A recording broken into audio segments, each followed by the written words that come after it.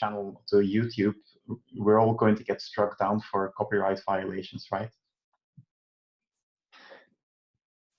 For what reason? Well, the previous one had pictures of Pokemon in it, so Nintendo is guaranteed to come after us. And I just saw a picture of Guardians of the Galaxy, so that's Disney coming after us. I think that's fair use. That's not going to be a problem. Yeah, but the automated systems just shut down everything, and then you have to start arguing with the YouTube team, and with a bit of luck, after a few weeks, they say, okay, but we'll demonetize your videos, which is not a problem, but the automatic copyright strikes are a problem. So, I'm sorry, can you please send a link to the YouTube with our presentation lectures? Or... Yeah, I think I have it open. Let me have it. Yeah, I'll send it in the chat. I just searched prplMesh while you showed. You said that you're uploading. I just searched prplMesh in YouTube, and it's the first result. The second, actually. First is Arnaud's speaking to Linux. Here, I've got it. Sorry, wrong one. Ignore that. It was a copy and paste failure. Oh, it succeeded in pasting, but it didn't manage to copy for some reason. What the hell?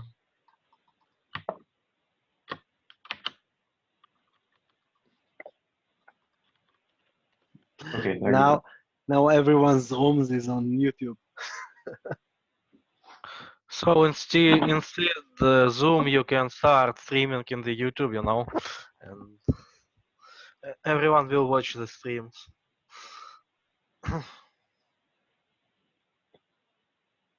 Frederick, this is a chance to spread the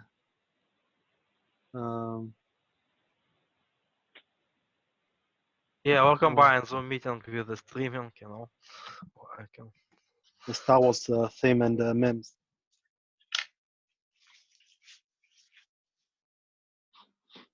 Okay, but let's continue with the presentation now.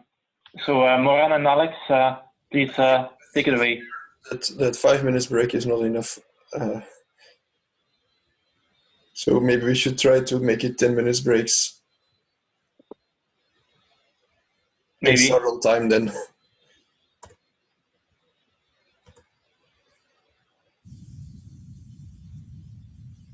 Okay, so to start then? Yes, please. Okay, so I'm going to talk about optimal pass, and later Alex will continue with the steering. Okay, this is what we're going to talk about optimal pass only. First we start with definition, then overview of the system, how we trigger optimal task, how we trigger it. What are the steering types? What are the measurement types that we do? How we base our decision? We talk about beacon measurement, which is a kind of a steering type, and unconnected measurement, and how we estimate the downlink fire rate on the unconnected measurement. Okay, so first we start with definition. This is a definition that I will use a lot on the follow-up slide. So the first one is downlink RSSI. This is the RSSI that the client receives the AP. Okay, and the same analogy is the uplink RSSI, which is the RSSI that the AP received the client. Okay. Another one is fire rate. Okay, this is the maximum available.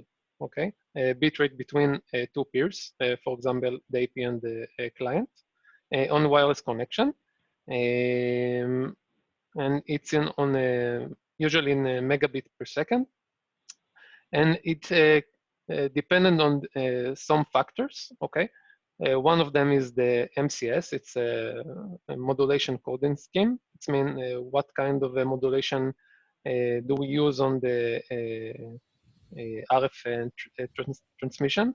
Okay. The second one is bandwidth. Okay.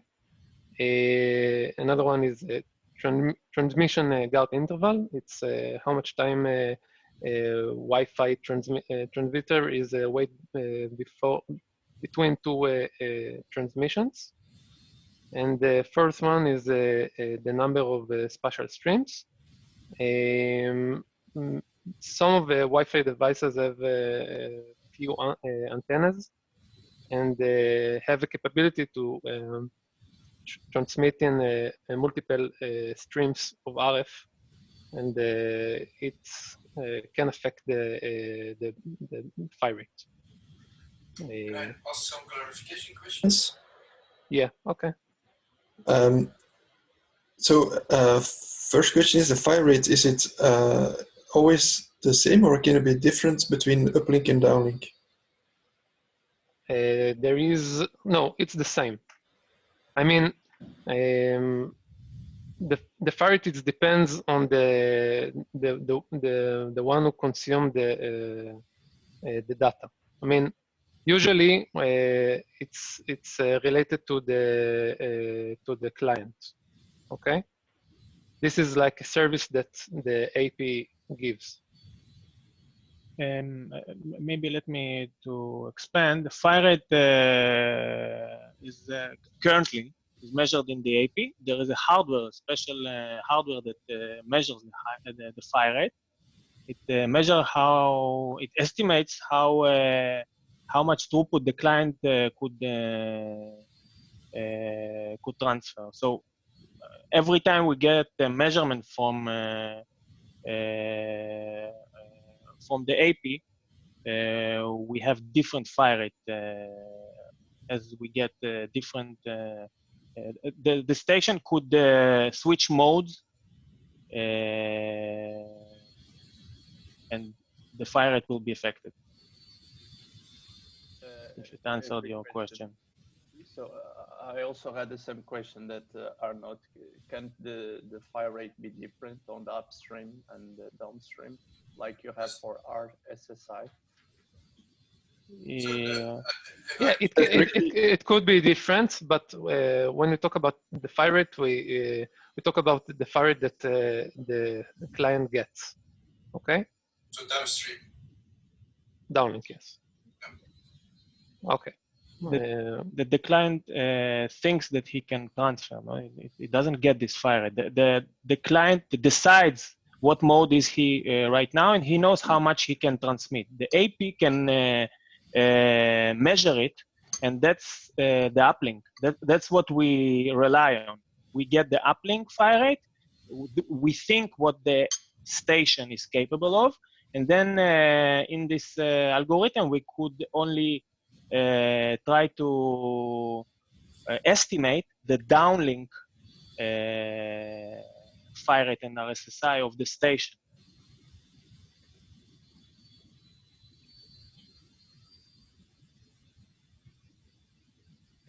And a second question I had is the RSSI, the specifications always talk about our CPI. It's the same thing. Okay. Okay. So optimal pass. Okay. Optimal pass is a task which is a trigger on the controller for each client when there is an opportunity to steer the client so it would get a better service. Okay. In order to do that, the task measure or estimate the downlink RSSI of the client and use some phi rate calculation to choose the AP which will give the client the best service. Okay. The task ends after a better AP has been found or not been found, and trigger the client steering task, which is responsible to manage the steering flow. Okay, any questions so far? Yes, please. Better service means better phi rate. Better phi rate. Okay. Yeah. Okay. Okay. So how we trigger the task? Optimal task is triggered from the following places. Okay, it can be triggered from a client association task. Okay, client association task is a task that runs automatically when a client is associated, okay? And it triggered the optimal path to see if the client is associated to the IP that would give them the better service, so it triggered the optimal path, okay? It could be triggered from the CLI manually. It's mainly for developers, so it's not so, we don't use it much, but it can be used for testing. And the last one is triggered when we get a notification from the monitor thread, okay, that identify that we have opportunity to steer the client, okay? So when it happens, it means that the monitor is measuring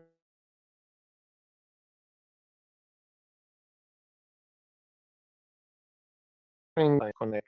And then if the monitor identified that the delta between the two measurements, okay, is bigger than some threshold, okay. In our case, it's ADB, sorry.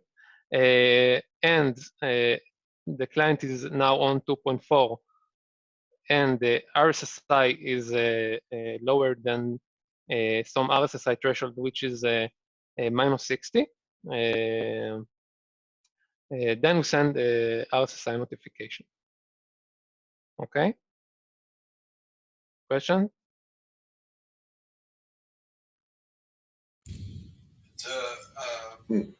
So this notification is made by the monitor, Yeah. And it's sent to the controller. Correct. But as far as I know, there's no corresponding easy mesh message for that. So it means this can only be done in vendor specific. I'm not sure. There are measurements on the easy mesh standard. As far as I remember. Just beacon measurements, right? There are beacon measurement, but I think there is some metrics on the client, if I'm not mistaken, but I'm not sure.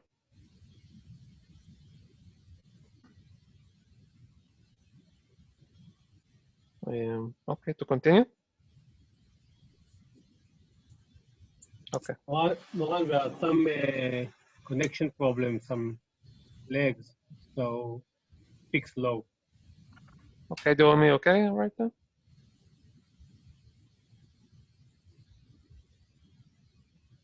Okay. So what kind of steering we have? We have a band steering, okay? This means with which we move STA between bands on the same platform, okay? Bands will mean 2.4 and 5, back and forth. And we have roaming, which is moving of the station between different platforms. For example, between the gateway and IRE, okay? Both are configured in the controller configuration file and on the UCI, okay? What kind of measurement types we have? So optimal path can base the steering decision on one of the measurement types. I'm sorry, Moran, can you please go back one slide and elaborate on it? I'm not that familiar with what does it mean here. Yeah, okay, so I said that there are two types of steering, okay? We have band steering. This means we move station between two bands, okay? And then this is happening when? I'm not talking about when it happens. I'm talking about what types of steering we have, okay? Okay. So we later get to the when it happens, okay? So we have band steering. It's we're moving station between two bands, 2.4 and 5, and roaming is moving station between platform, okay?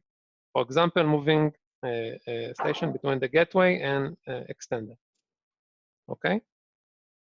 Okay. Okay.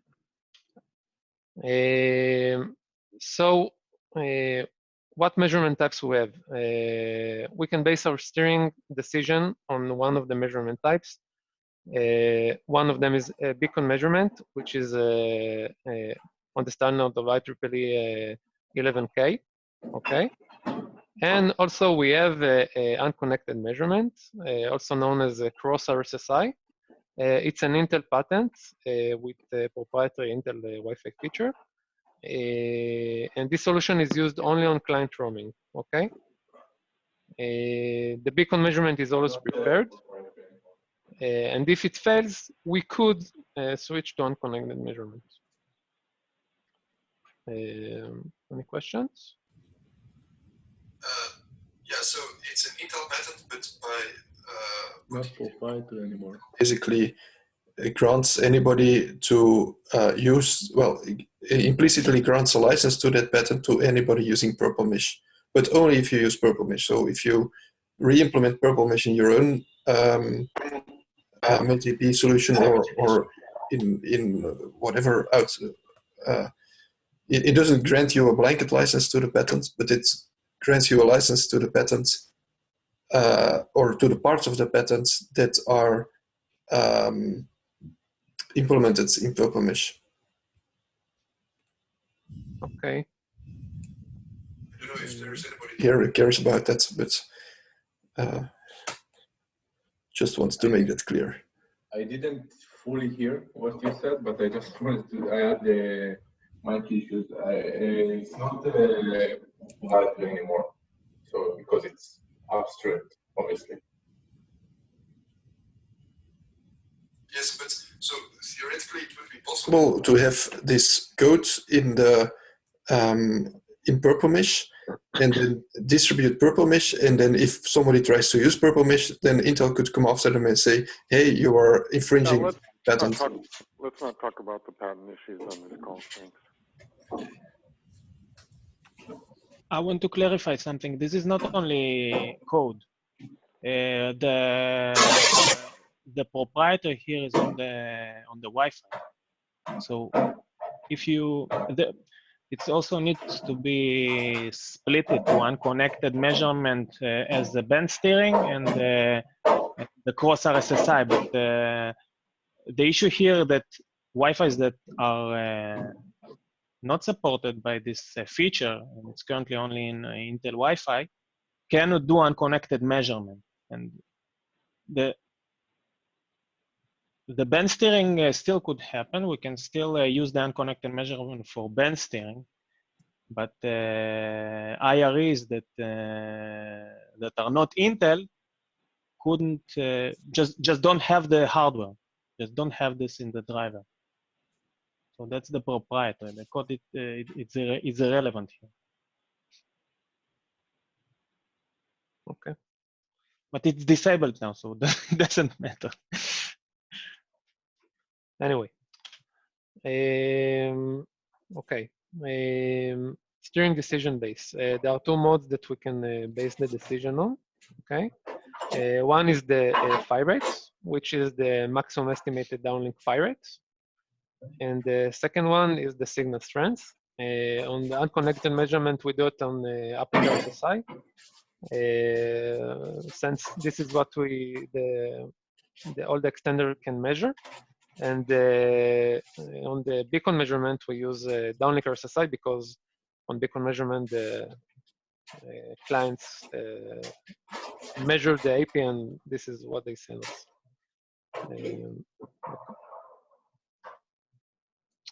So beacon measurement.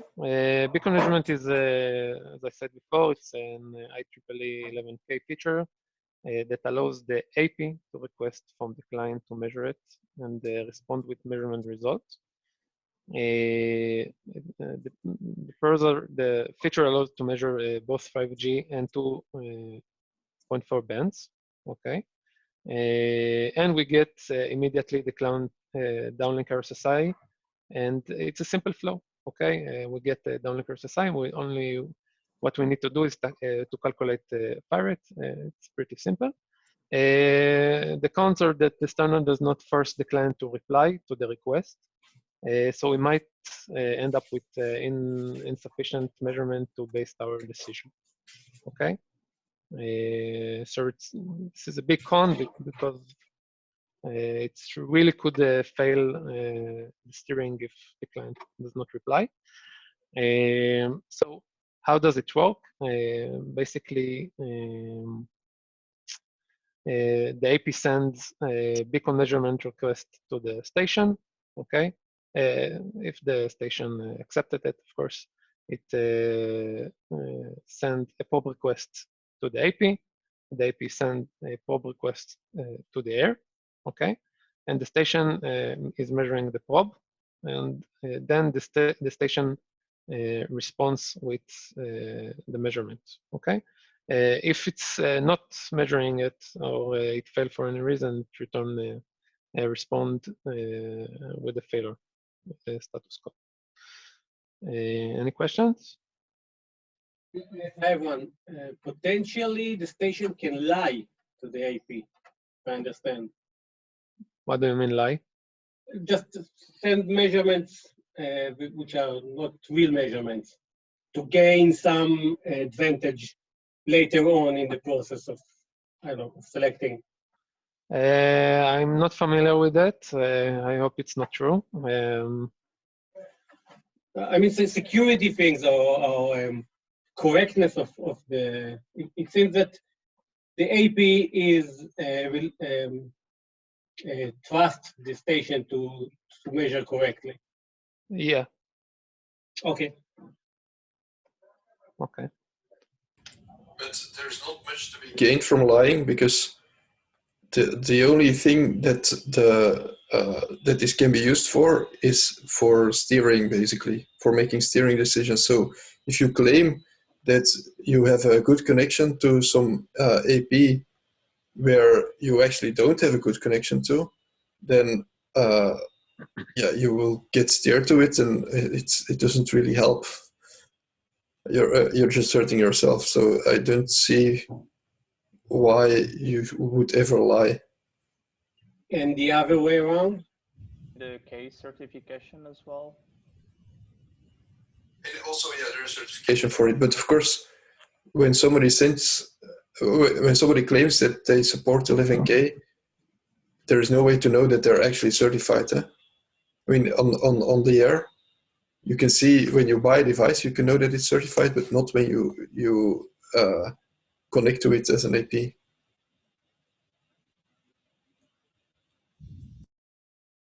Okay. Unconnected measurement. Okay. On unconnected measurement, the AP that the client is connected to is bursting the client with ARP requests. Okay. And when it do that, it let all other AP on the network to measure these ARPs. Okay. The pros are that it's very reliable. There is no, actually, there's no real good reason that we would not get the measurement we need. So most of the time, we get the measurement we want. The cons are it's inaccurate. Okay, we get in the uplink RSSI and not the downlink RSSI. This means we need to estimate the downlink RSSI to base our decision. It's a more complex algorithm. Need to make more calculation and estimate the downlink RSSI. And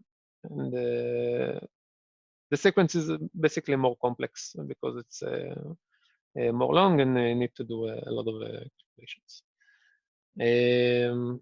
Okay. So how the unconnected measurements work? Okay. The controller first sends the measurement request to the current AP. Okay. The current AP reply with a response. Okay.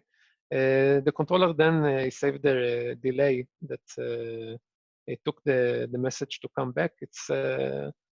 It's help him later on to validate the result of the other measurements, but I don't want to get into it.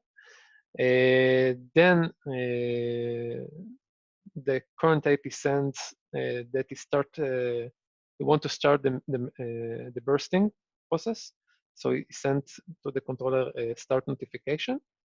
And then the controller sent to all other APs measurement requests, okay, with the time that the burst will start, okay.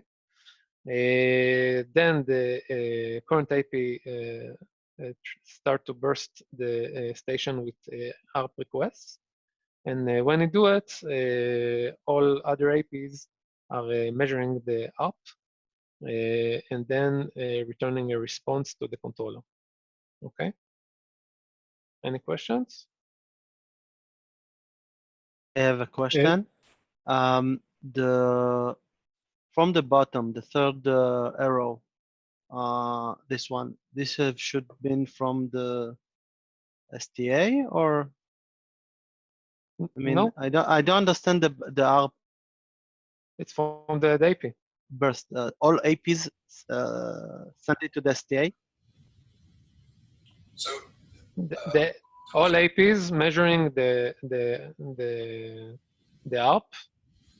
ARP reply of the station, and then return the measurement to the controller. So the problem is that to be able to do measurements, you need to have traffic, and a station will not send anything, well, except for the reassociation frame, which is really rare. It's once per second or something. But so it will not send anything. So you have nothing to measure. So to make sure you have something to measure, you need to create traffic to the station. And the ARP is a way to create traffic that it's of course needs to be just a short burst so that something can be measured. But it's a way to create traffic that is kind of reliable and is also bidirectional. So the station should normally give ARP replies. Exactly, yes. Okay, and why is the current AP handled differently than the other APs? Where that can create traffic because the station is not associated with the other APs. Ah, I see. So the actual ARP requests are for the other APs, but the current AP is actually trafficking? Or the current AP is bursting with ARP request to the station, okay, and allow all the other APs that are not connected to the client to measure it, because when the station is when it transmits, the other AP can measure it. Okay. I understand the responses of the ARP. Yes. Okay. Okay. And what about stations that are not visible to the current AP, or that are missing something? We're talking about station that is connected to the AP, and the other AP are on the same band, so they should see it. Okay. Associated with anything can't be steered anyway. You have to be associated with something to be able to be steered. Yeah, but okay. So maybe I don't understand what current AP means. Current AP is the AP that the station is connected to. So there might be many in a given network? No, AP? No. There's only one. The current AP is the AP that the client is connected to. The client is connected to only single AP. Right? The client AP that we want to steer. The client that we want to steer, yes. Okay, now I get the picture. Okay. Okay, and of course the other AP are steering candidates. Okay. Yes. I mean, AP that we could steer the station to them if they could give us adversaries. Yes, and we can repeat this process to all stations in the network. Yes. Okay, now I get it. Okay. So downlink RSSI estimation on unconnected measurement. Remember that on one of the first slides I talked about MCS. So here it is. It's MCS and the modulation coding. And I lost Moran. And the down interval, what? Moran, you were dropped out for about 10 seconds. Do you hear me now? Yes. Okay. On one of the first slides, I talk about the fire rate table and the MCS. So this is example for kind of the table. You could see that we have modulation types and MCS numbers and the coding numbers, and also bandwidth and some guard intervals. Okay.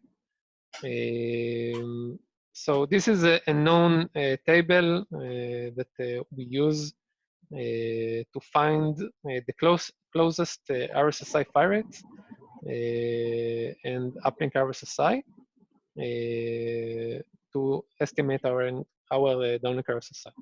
Okay, so what we do basically is when we have the uplink RSSI measurement, we estimate the downlink by using the MCS that the client supports and the current fire rates to look for the closest fire rate on the table, okay, and extract from it the TX power of the radio and the RSSI of the station. Okay. Any questions for so far? Just to be clear, do I understand correctly that this table comes from the standard and is what is used by both sides, by the AP and by the station, to determine the modulation scheme they will use? I'm not sure exactly where this table is coming from, but it's a known table. If you search in Google MCS table, you will get this table from a lot of sources. So this is like a golden unit table. So let me elaborate. This table is of course from the web, but we are using a bit different table. The golden unit here is the RSSI. So what is certified here is only the MCS modulation and the data rates. This is the one that's taken from the web. What we did in Intel a couple of years ago, or maybe less, I don't know, we took a golden unit, an STA, and we measured the RSSI for all these modes. And we took this as a reference. So we use it only in optimal path. What we do here is only for stations that don't reply to 11K.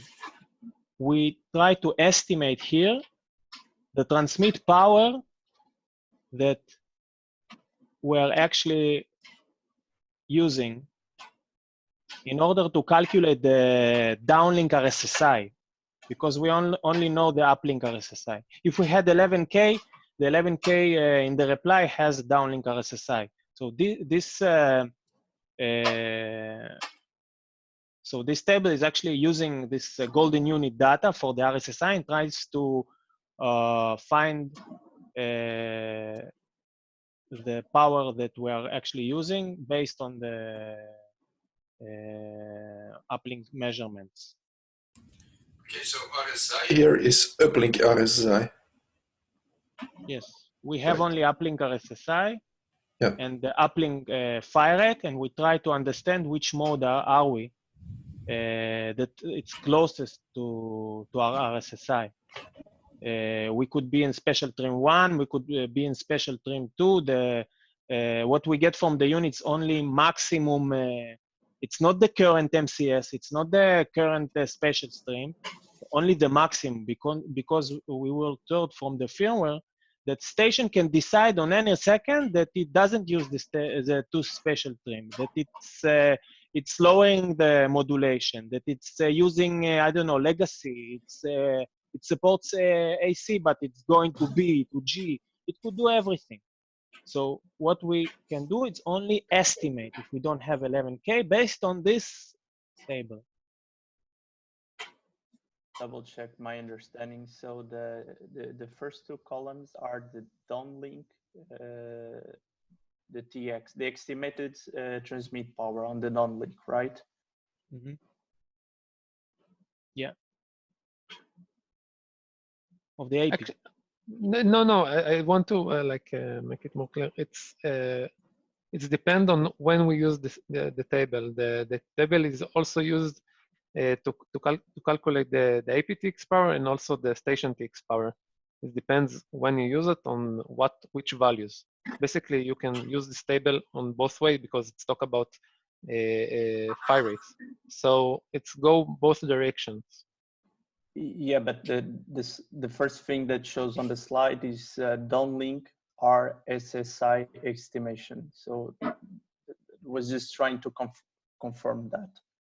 In this case that you are describing, these two columns are what you name here, downlink RSSI estimation, right? No, I'm not yet telling how I measure, how I estimate the downlink.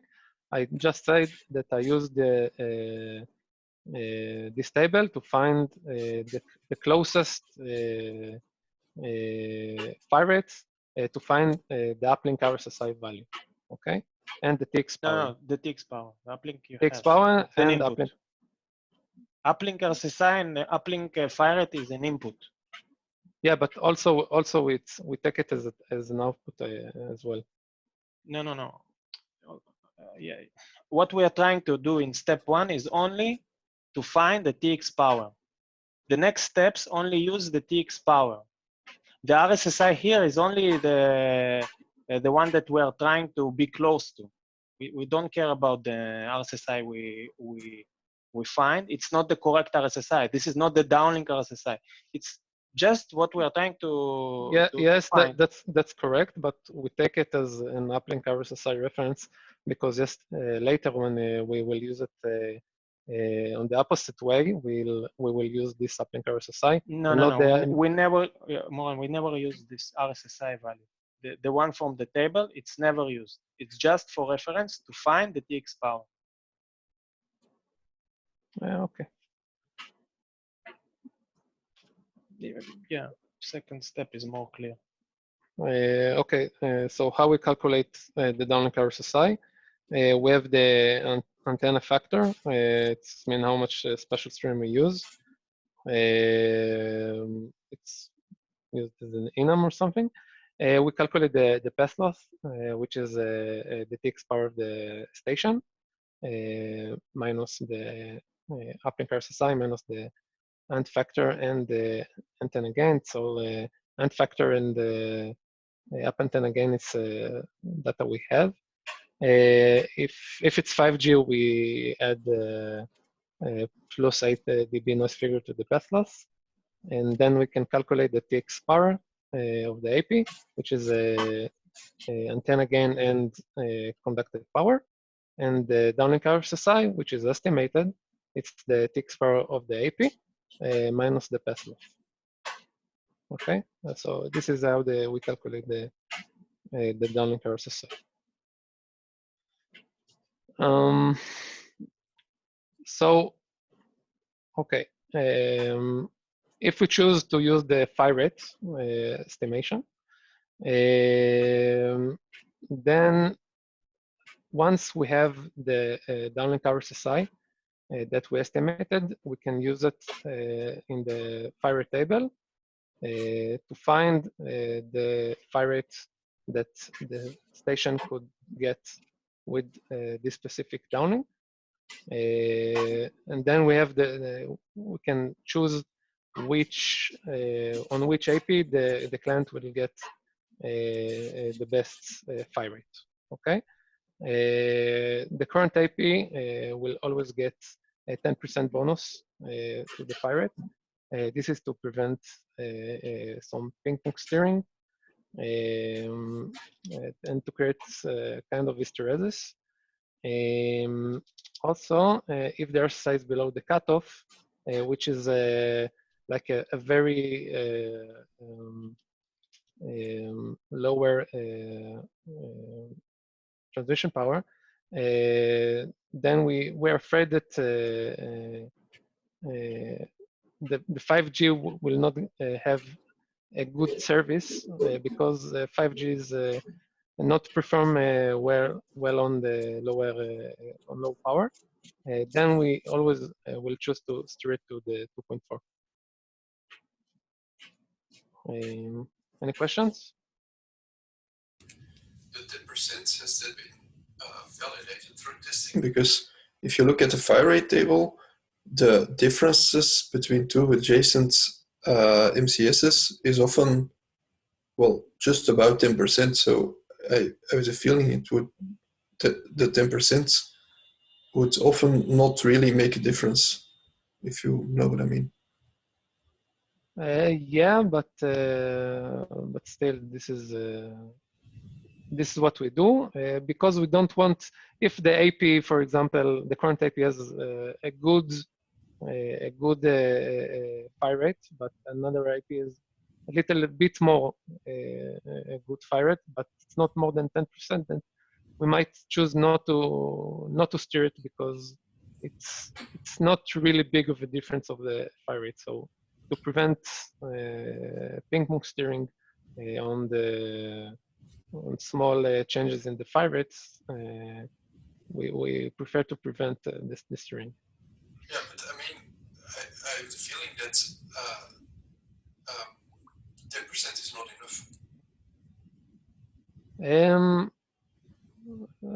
It's a good question. This is how it's been designed, and this is what Intel chose to implement it. Well, is that a design or just a heuristic? Is it something that you can reconfigure?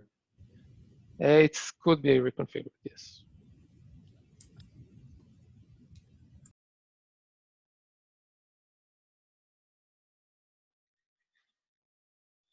Any questions?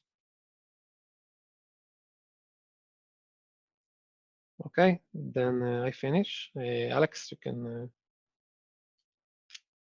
start presenting.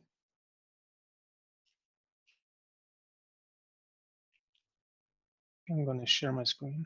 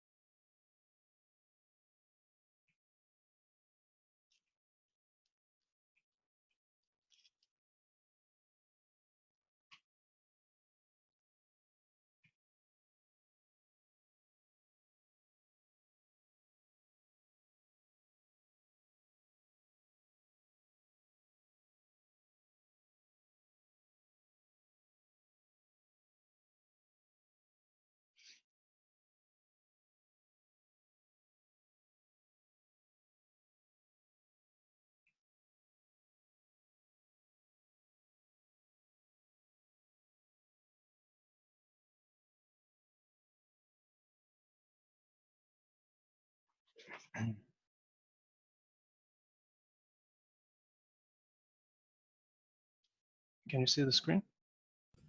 Yes. Yes.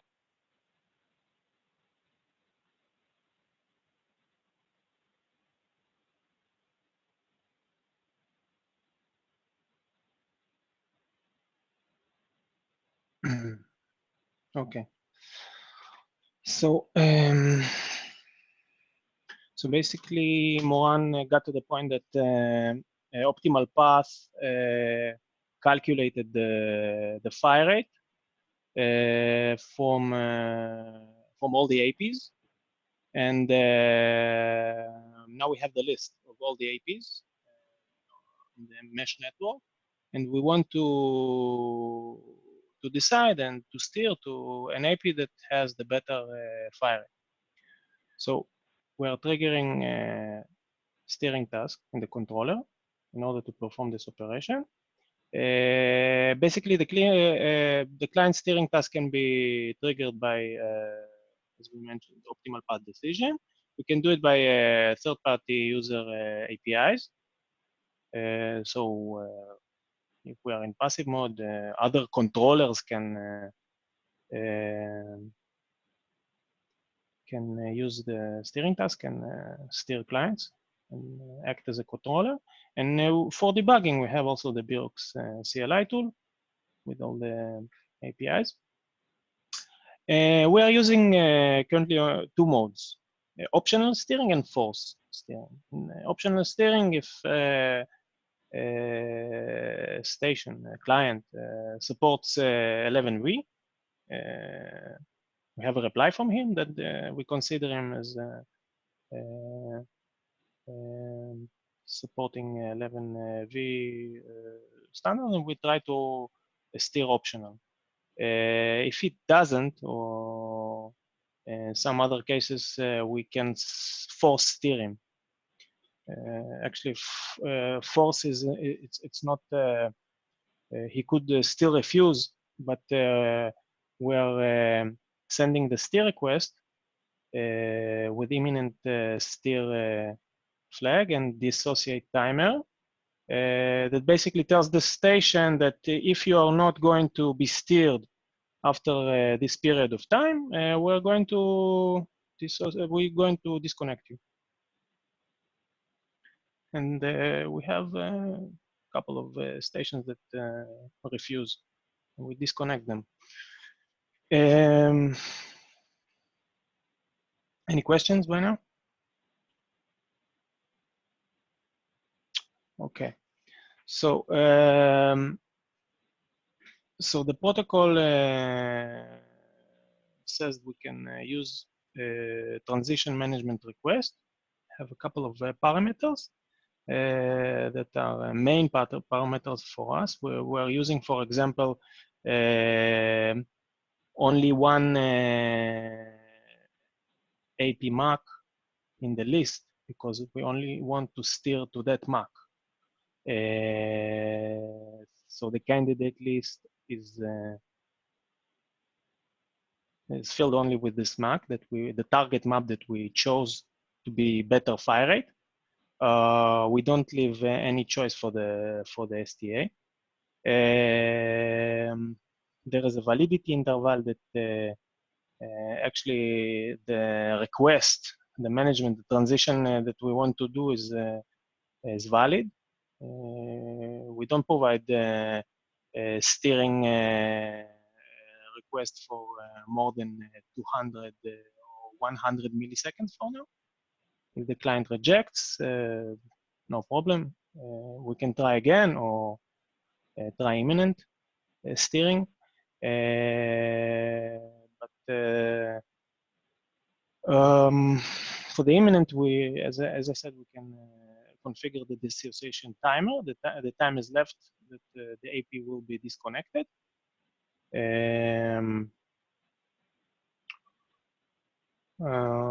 Okay, that's it for the parameters. The main parameters, the ones that we're actually using.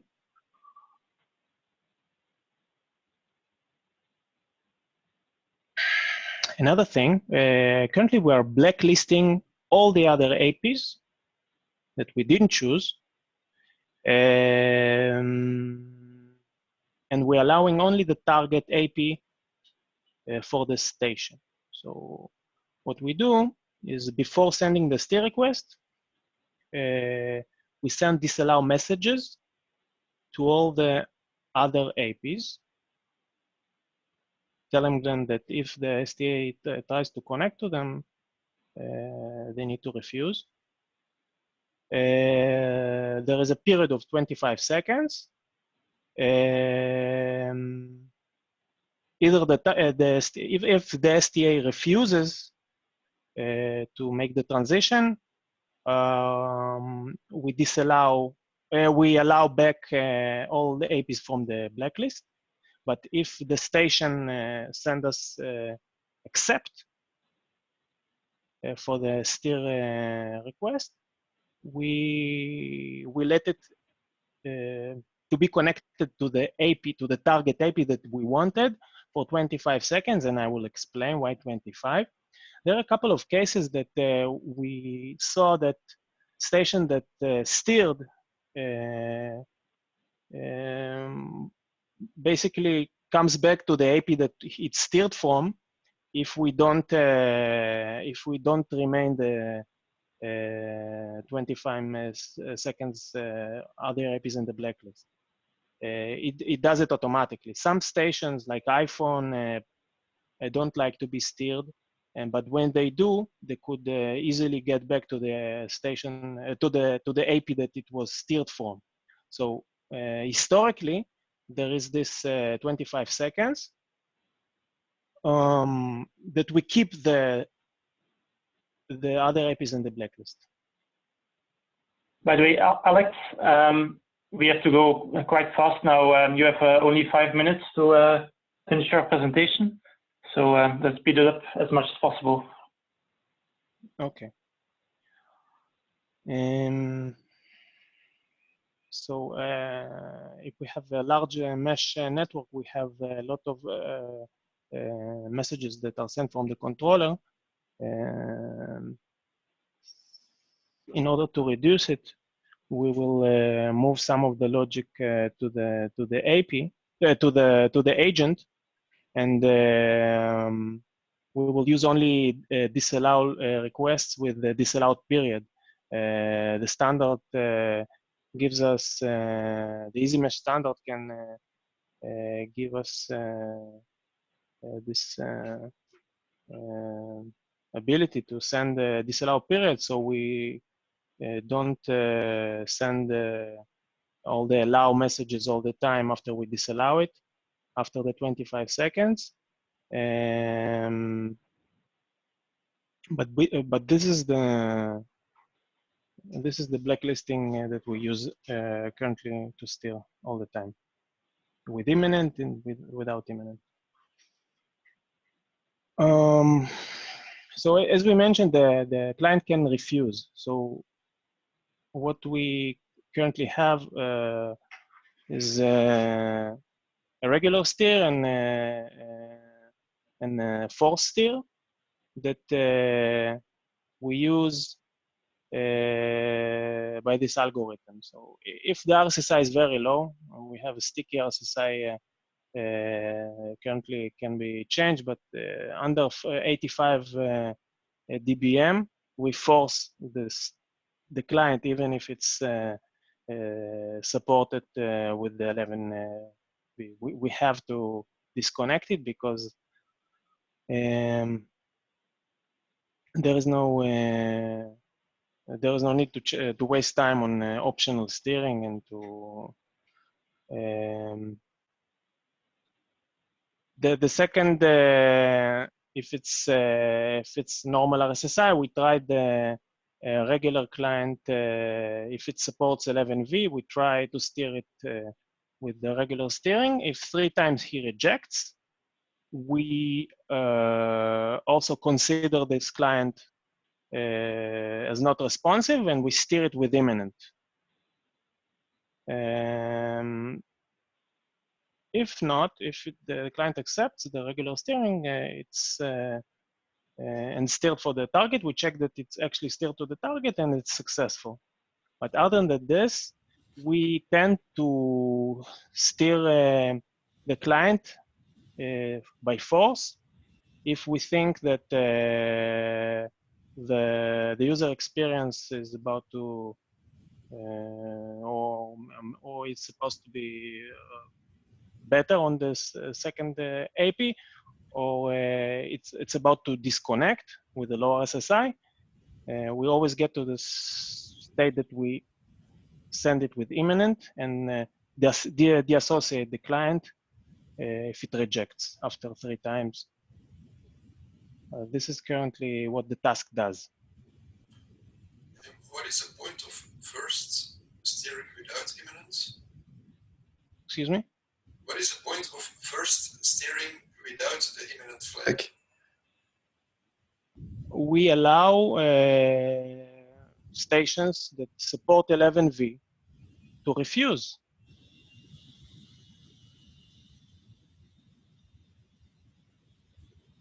Maybe we didn't measure properly. Yeah, yeah. Remember that everything here was based on optimal path task that we are measuring. There could be, currently we have clients that report 11K with stranger, with not correct RSSI. You don't know what the station is. Maybe it's broken, maybe it's not correct. Have bad responses of, I don't know, minus 100 RSSI that we try to decide based on this. Maybe it's not a good decision sometimes. So we let the client to refuse at least 3 times.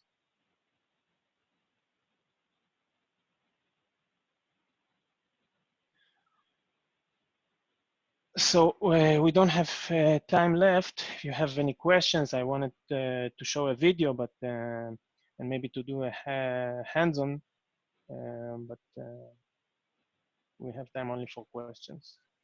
If you have any. If you have a video, it might be useful to post it in Slack, so we can still enjoy it after the meeting. Right, but we have 1 hour for lunch. Maybe if anyone who has enough time for another 10 minutes or 5 minutes, then they can stay. And if not, it's they can go and have lunch. So we can still record it. So I think that Alex can show the video now and also upload it to Slack. No? Sure. So no questions? Great. I'm Eduardo from mine. I wanted to ask if you have found a strange behaviors like the one from iPhone in other devices, like smart devices that really decide on their own. That decide what wrong? That decide to reject? Yes, the steering. Yeah, we have a lot of behavior now. We are in the stage that we are trying to investigate and make this algorithm more more correct. So yeah, we get stations that reject steering but steer on its but steer. We have stations that also don't reject and don't steer. We have iPhone that usually rejects and doesn't steer at all, only with imminent. Yes, we have a lot of steer. That's why this algorithm has to be, how do I say, not very, the decision here needs to be optimal with all the kinds of legacy STAs we have in the market, because we don't want to disconnect anyone and to you know, close the deny the throughput from any client because we think it's better to disconnect it. So it's under optimization, this and will be the next. Yeah, right. Yes, in case you, I don't know, maybe we could have a documentation on these exceptions in popular devices at least. Yeah, you know, it's a good idea. Maybe we'll start. We have some devices that we normally use. Maybe, yeah, it's a good point. We will document it. At least the ones that are common, like Galaxy and iPhone and the Xiaomi. Maybe, I don't know. Yeah, good point.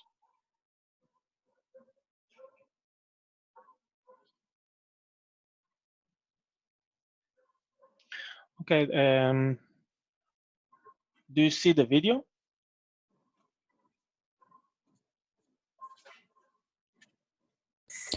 Yes, we can see it. Great. Everybody's familiar here. Most of the people here are in the video itself, but maybe it will be useful to remember. I think I need to close the, in order to hear the sound, I need to close this. Let's see if you can hear it. Do you hear the sound? No. Oh. Because we Yeah. hear your mic. No. Your mic is input device. Maybe you should add input devices into the Zoom. Yeah, you're correct.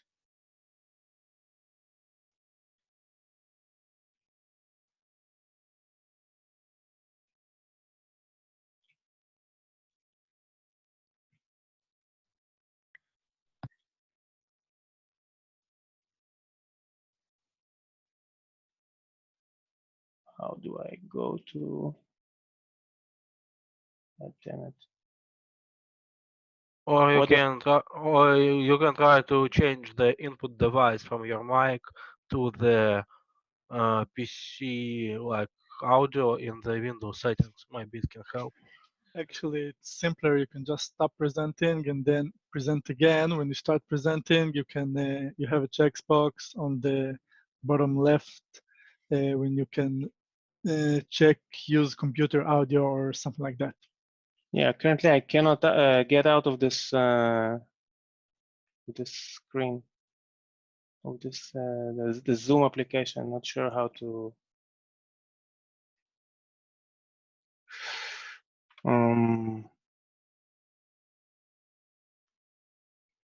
Yeah, I'm kind of okay. Let's see. Now start presenting and you have share computer sound on the bottom left after you press share screen. Okay.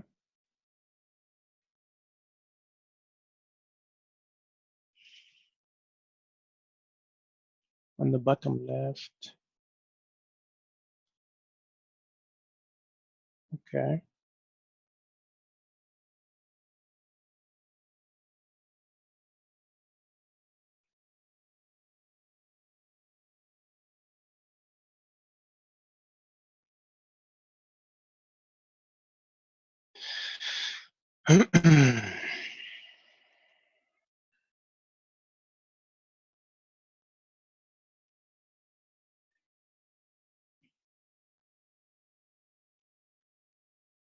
Not sure I can.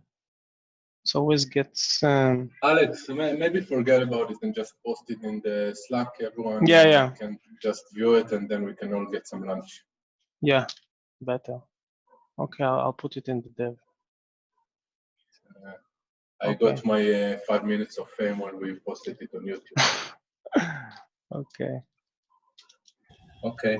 You also have to give a time code because it's 2 hours down the video. So Yeah. I will write the correct correct minute.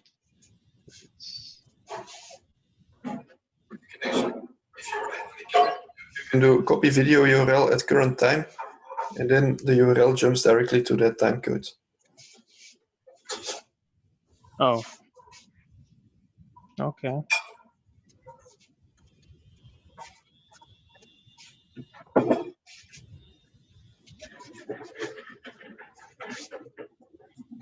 From YouTube?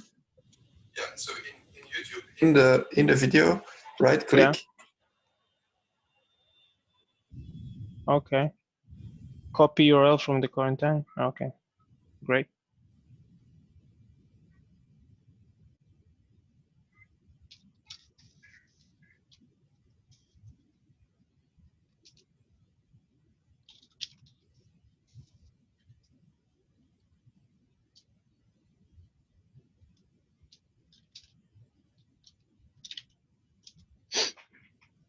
Okay.